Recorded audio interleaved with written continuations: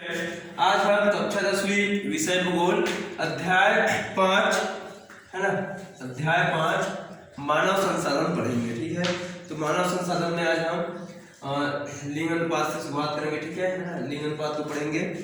तो लिंग अनुपात का अर्थ होता है प्रति 1000 पुरुषों में स्त्रियों की संख्या कितनी है ना। लिंग अनुपात का अर्थ क्या होता है, प्रति 1000 पुरुषों में स्त्रियों की संख्या होती है ना। तो जैसे स्वीडन में लिंग अनुपात 1006 है ना, 1006 है, मतलब वहाँ प्रति 1000 पुरुषों में है ना 1006 महिलाएं हैं।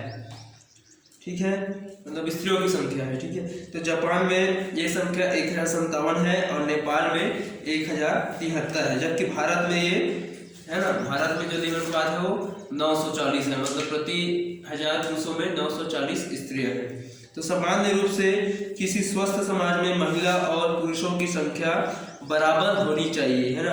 अगर किसी समाज में यह अनुपात कम है तो इसका मतलब है कि वहाँ की बालिकाओं व महिलाओं के पोषण, शिक्षा, स्वास्थ्य आदि पर अपेक्षाकृत है ना कम ध्यान दिया जाता है, जिसके कारण वे कम जीवित रह पाती हैं।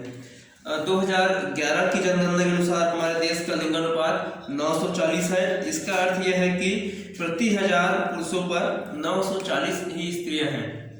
तो इस लिंगानुपात में भी पर्याप्त भिन्नता पाई जाती है।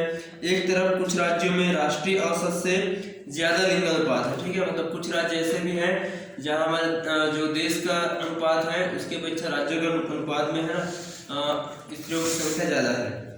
जैसे केरल है, तो केरल में प्रति 1000 पुरुषों में स्त्रियों की संख्या 1084 है। तमिलनाडु में 995 है, आंध्र प्रदेश में 991 और छत्तीसगढ़ 991 है। तो वही हरियाणा है जहाँ पर 877 है, गुजरात में 912 और राजस्थान में 926 है ना। तो ये क्या है, राष्ट्रीय औसत से भी यहाँ पर कम लिंगानुपात देखने को मिलता है।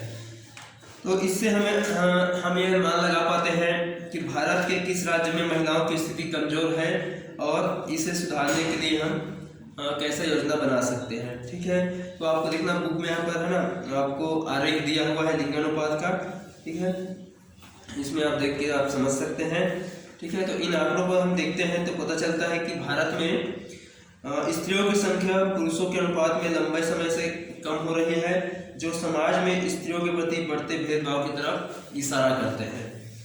तो शिक्षा एवं विकास के मामले में स्त्रियों को भेदभाव का सामना करना पड़ता है।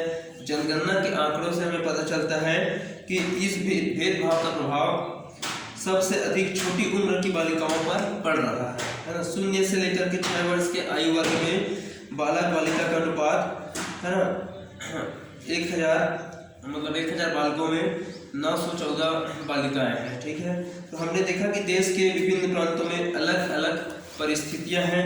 केरल और तमिलनाडु को देखें तो वहाँ बेहतर स्वास्थ्य सुविधाओं की उपलब्धता, समाज में महिलाओं की सक्रिय भूमिका, आर्थिक स्वावलंबन आदि ऐसे कारक हैं जिन्होंने इन राज्यों में लिंगानुपात को उच्च बनाकर रखा हुआ है।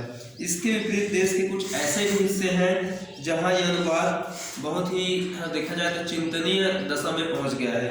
उत्तर एवं पश्चिम भारत के अधिकांश राज्यों जैसे राजस्थान हो गया, गुजरात, हरियाणा, उत्तर प्रदेश, पंजाब आदि में पितृ प्रधान समाज महिलाओं के लिए उपलब्ध कम आर्थिक अवसर, ऐतिहासिक काल से चली आ रही असमानता आदि कारकों के चलते लिंगानुपात जो है वो राष्ट्रीय औसत से भी यहाँ पर कम देखने को मिलते हैं। तो छत्तीसगढ़ राज्य की स्थिति अन्य राज्यों की तुलना में देखा जाए तो है ना लिंगानुपात में बेहतर है। यहाँ पर लिंगानुपात है 991 है ना, प्रति 1000 पुरुषों में स्त्रियों की संख्या छत्तीसगढ़ में 991 है।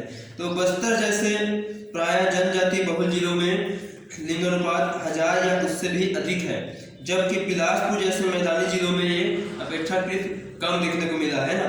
लेकिन यहाँ भी 0 से 6 आयु वर्ग में लिंगानुपात लगातार गिर रहा है।